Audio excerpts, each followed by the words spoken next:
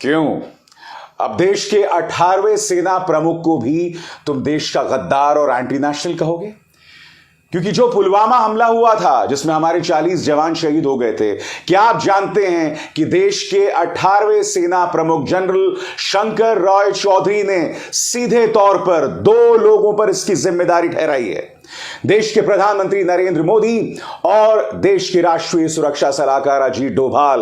बकौल शंकर राय चौधरी ये एक बहुत बड़ी इंटेलिजेंस नाकामी थी, इंटेलिजेंस फेलियर थी, और इसका जिम्मा सिर्फ 2 लोगों पर है, देश के प्रधानमंत्री और देश के राष्ट्रीय सुरक्षा सलाहकार।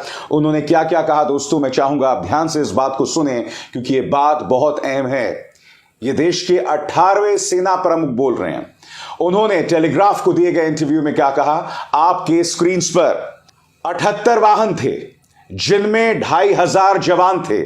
उन्हें एक ऐसे रास्ते या हाईवे से नहीं ले जाना चाहिए था जो पाकिस्तानी सीमा के इतने करीब था। पुलवामा हादसा टल सकता था अगर जवानों को श्रीनगर हवाई जहाज में ले जाया गया होता। यह मांग किसने की थी?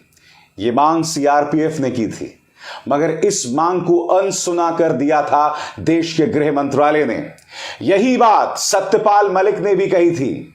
याद कीजिए भाजपा के प्रचार तंत्र ने, इनके पालतू पत्रकारों ने किस तरह से सत्यपाल मलिक के बयान को पाकिस्तान के साथ जोड़ दिया था कि पाकिस्तान के एजेंडे को पूरा किया जा रहा है। आगे बतलाता हूं मैं आपको जनरल शंकर रॉय चौधरी ने क्या कहा। टेलीग्राफ अखबार को दिए गए इंटरव्यू में जनरल शंकर रॉय चौधरी ने कहा कि इस नाकामी की जिम्मेदारी देश के प्रधानमंत्री नरेंद्र मोदी और राष्ट्रीय सुरक्षा सलाहकार के ऊपर बनती है। यह एक बहुत बड़ा झटका था भारत के लिए।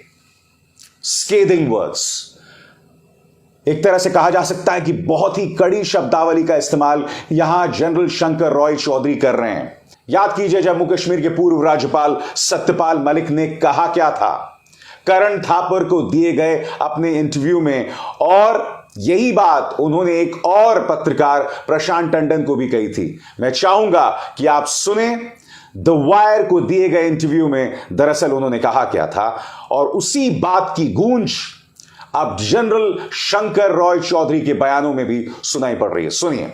This is again very important. जब आपने प्रधानमंत्री साहब को उसी रात कहा था कि हमारी गलती के कारण हुआ कि इन्होंने एयरक्राफ्ट मांगे थे, आपकी होम मिनिस्ट्री ने इजाजत नहीं दी, और प्राइम मिनिस्टर का इसके बारे चुप रहो। In other words, don't let people know we made a mistake. Doval ने भी मुझे कहा कि ये मत बोलिए, आप चुप रहिए। किसने कहा आपको? डोभाल ने, अजीत डोभाल। उन्होंने भी कहा? वो मेरे क्लास फेलो रहे हैं तो मेरे से कुछ भी बात कर सकते थे। उन्होंने कहा सतपाल भाई ये मत कहो। So what you're saying, मुझे लग गया था, मैं आपसे शेयर कर सकता हूँ, मुझे लग गया था कि अब ये सारा ओनस पाकिस्तान की तरफ जाना है तो चुप रहिए। मतलब ये एक तरह की सरकार की चालू पॉलिसी थी कि blame Pakistan and we will get credit and it will help our election. Exactly. But you said 2 very important things. The prime minister knew because you had told him ये हमारी गलती के कारण हुआ है।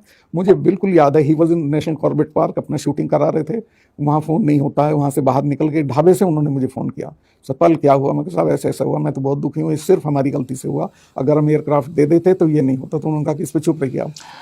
कौन है जनरल शंकर रॉय चौधरी?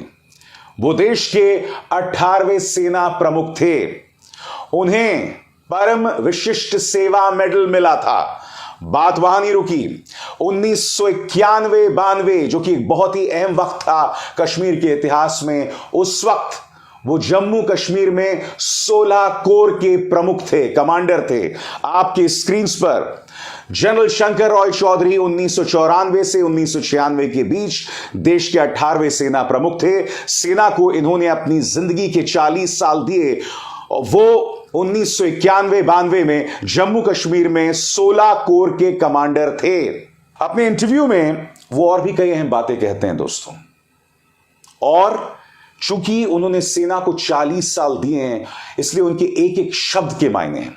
वो क्या कहते हैं दोस्तों, आपके स्क्रीन पर। जम्मू के सतवारी हवाई अड्डे से 31 किलोमीटर दूर जो रास्ता सांबा से होकर गुजरता है वो बहुत खतरनाक है, और यहां सीमा पार से पाकिस्तानी आतंकवादी टनल के जरिए यानी कि जमीन खोदकर भारत में प्रवेश करते हैं। यहां इस तरह का खतरा मोल नहीं लिया जा सकता, यहां इस तरह का रिस्क नहीं उठाया जा सकता। अब जाहिर सी बात है दोस्तों, इस मुद्दे पर कांग्रेस की भी प्रतिक्रिया आई है। क्या कह रहे हैं पवन खेरा आपकी स्क्रीन पर। जवानों की मांग के बावजूद मोदी सरकार ने विमान मुहैया कराने में क्यों इनकार कर दिया। प्रधानमंत्री ने राज्यपाल सत्यपाल मलिक को क्यों चुप रहने के निर्देश दिए। जनरल शंकर रॉय चौधरी के इस इंटरव्यू के बाद मोदी सरकार से यह सवाल पूछना जरूरी है। दोस्तों हो क्या रहा है मैं आपको बताता हूं। 14 फरवरी 2019 जब पुलवामा का आतंकवादी हमला हुआ था, उस हमले के 24 घंटे बाद न्यूज क्लिक पर अपने एक कार्यक्रम में मैंने जो बड़ी बड़ी इंटेलिजेंस फेलियर्स थी उसका जिक्र किया था। और मैं नहीं भूला हूं, मेरे इस कार्यक्रम करने के ठीक बाद मेरे नंबर को भाजपा के आईटी सेल का एक गुर्गा है जिसका नाम कचरा पांडे है, उसने मेरे और रवीश के नंबर को सार्वजनिक कर दिया था। यानी कि भारतीय जनता पार्टी के जितने भी व्हाट्सएप ग्रुप हैं, मेरा और रवीश का नंबर सार्वजनिक कर दिया गया था, ये कहते हुए ये देश के गद्दार हैं। करीब 60 घंटे तक मेरा फोन बजता रहा था। दुनिया भर से लोग कॉल करके बोल रहे थे कि मैं देश का गद्दार हूं। उनमें से कई लोग ये भी नहीं जानते थे मैं कौन हूं, बस फोन करके गालियां दी जा रही थी। सत्यपाल मलिक के बारे में भारतीय जनता पार्टी के आईटी सेल का प्रमुख अमित मालवीय अनाप शनाप बयान दे रहा था, उनका मजाक उड़ा रहा था, जबकि वो भूल गया कि सत्यपाल मलिक अब भी भारतीय जनता पार्टी के नेता हैं, बीजेपी में हैं। और मोदी सरकार ने एक नहीं, दो नहीं, कम से कम 3 राज्यों में इन्हें राज्यपाल बनाकर भेजा है। किसानों के बारे में उनके एक एक बयान का बीजेपी ने कभी खंडन नहीं किया। मैं आपसे एक सवाल पूछना चाहता हूं, अब तक सत्यपाल मलिक के बयान पर किसी भी न्यूज चैनल ने कोई डिबेट क्यों नहीं किया? अब तक सत्यपाल मलिक के दावे का खंडन बीजेपी ने क्यों नहीं किया? क्योंकि बहुत बड़ा दावा कर रहे हैं वो। जाहिर सी बात है, अगर यह दावा गलत है तो भाजपा को सामने आना चाहिए और कहना चाहिए सरासर बकवास है, मगर वो भी नहीं किया जा रहा है।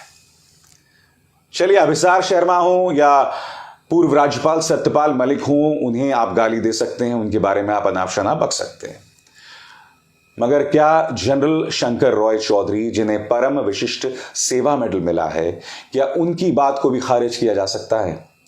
क्या उन्हें भी देश का गद्दार बताया जा सकता है? यानी कि अंधभक्ति में तुम इस कदर अंधे हो गए हो कि देश के सेना प्रमुख को भी गाली दोगे। यह मजाक आपके साथ है कि आपकी नसों को इस कदर जहरीला बनाया जा चुका है, आप यहां से इस कदर ब्रेन वॉश हो गए हैं कि आप हकीकत देखने से इनकार कर रहे हैं। जनरल शंकर रॉय चौधरी एक देशभक्त हैं। 40 साल उन्होंने देश की सेना को दिए हैं। 1991 से 92 के बीच वो वक्त जो जम्मू कश्मीर में बहुत खतरनाक हुआ करता था, उस वक्त वो 16 कोर के कमांडर हुआ करते थे। ये वो व्यक्ति है जो जम्मू कश्मीर के हालात को जानता है, इसलिए वो इतने विश्वास के साथ, इतने दावे के साथ अपनी बातें रख रहे हैं। क्या इस मुद्दे की जांच पड़ताल होगी? क्या वो 11 चेतावनियां जो हमले से पहले मिली थी, क्या उसकी जांच होगी? दोस्तों, टेलीग्राफ ने बाकायदा कुछ सवाल उठाए हैं जिनकी तरफ मैं आपका ध्यान खींचना चाहूंगा। अपने पूरे स्क्रीन पर देखिए, टेलीग्राफ ने यह सवाल पूछे हैं। टेलीग्राफ अखबार का कहना है कि 4 साल गुजर चुके हैं मगर अब भी हमें इन सवालों का जवाब मालूम नहीं है। सवाल नंबर 1, वो ये कहते हैं कि जो आतंकवादी था, जिसने उस आतंकवादी हमले को अंजाम दिया, जिसका नाम था आदिल अहमद डार, क्या आप जानते हैं कि इस आतंकवादी हमले से आदिल अहमद डार को 1 नहीं, 2 नहीं, कई बार वहां की पुलिस ने गिरफ्तार किया था, मगर हर बार उसे रिहा कर दिया गया। क्यों?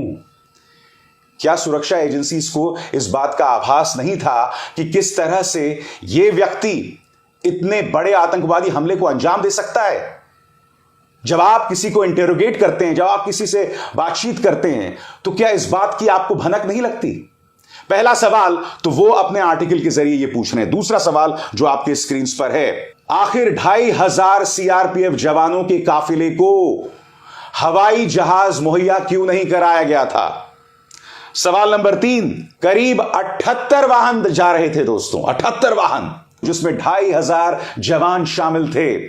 अखबार यह भी सवाल पूछ रहा है कि 4 साल गुजर चुके हैं, इस सवाल का जवाब क्यों नहीं दिया गया कि जिस रास्ते से उनको गुजरना था उस रास्ते की पड़ताल क्यों नहीं की गई थी, उसे सैनिटाइज क्यों नहीं किया गया था? क्योंकि मैं आपको याद दिलाना चाहूंगा कि सत्यपाल मलिक ने करण थापर को दिए गए इंटरव्यू में यह भी कहा था कि जो आतंकवादी था आदिल डार, वो अपने करीब 300 या 200 किलो आरडीएक्स के साथ पहुंचता है, मगर जिस रास्ते से वो होकर गुजरता है उसकी कहीं पर भी चेकिंग नहीं होती। ऐसा कैसे हो सकता है दोस्तों? जम्मू कश्मीर, पुलवामा, ये बहुत ही संवेदनशील जगह हैं। एक आतंकवादी 300 किलोग्राम आरडीएक्स लेकर पहुंचता है, मगर कहीं पर भी इसकी कोई पड़ताल नहीं। इसके अलावा अखबार क्या सवाल पूछता है दोस्तों आपकी स्क्रीन पर? उस वक्त केंद्र सरकार का कहना था कि बहुत खराब मौसम था और खराब मौसम की वजह से तमाम 78 वाहनों को एक साथ भेजा गया। मगर सबसे बड़ा प्रश्न, क्या हम इतना बड़ा खतरा मोल ले सकते थे? खराब मौसम की वजह से क्या 78 वाहनों को एक साथ भेजा जा सकता था? क्योंकि आतंकवादी मौका तलाश रहे होते हैं कि उन्हें एक हाई वैल्यू टारगेट मिल जाए, एक बड़ा टारगेट मिल जाए, और उन्हें मिल गया। यानी कि खराब मौसम का बहाना देकर जो 78 वाहन एक साथ भेजे जा रहे थे, केंद्र सरकार का या सुरक्षा एजेंसीज का वो दावा या पूरी तरह से गलत साबित हुआ। इसकी पड़ताल क्यों नहीं हो रही है 4 साल बाद भी? सबसे बड़ा प्रश्न जो टेलीग्राफ कर रहा है कि प्रधानमंत्री नरेंद्र मोदी देश के प्रधानमंत्री हैं, एक ऐसा देश जो परमाणु शक्ति संपन्न है। याद कीजिए, बेयर ग्रिल्स के साथ प्रधानमंत्री उस वक्त एक डॉक्यूमेंट्री शूट कर रहे थे। जब यह आतंकवादी हमला होता है दोस्तों, काफी घंटों तक प्रधानमंत्री से संपर्क ही नहीं स्थापित होता। बड़ा प्रश्न, क्या एक परमाणु शक्ति संपन्न राष्ट्र के मुखिया के साथ कई घंटों तक संपर्क ना होना एक साधारण बात है? यह खतरनाक बात नहीं है। और बात यहां नहीं रुकती दोस्तों। जब एक परमाणु शक्ति संपन्न राष्ट्र का मुखिया यानी प्रधानमंत्री कई घंटों तक संपर्क में नहीं होता है, तो उनकी गैर मौजूदगी में चेन ऑफ कमांड क्या होता है, इसके बारे में क्या मालूमात? यानी प्रधानमंत्री जो कई घंटों तक गायब हैं, उनकी जगह पर कौन जिम्मेदारी ले रहा है? यह चेन ऑफ कमांड क्या है, इस बारे में कोई जानकारी क्यों नहीं है?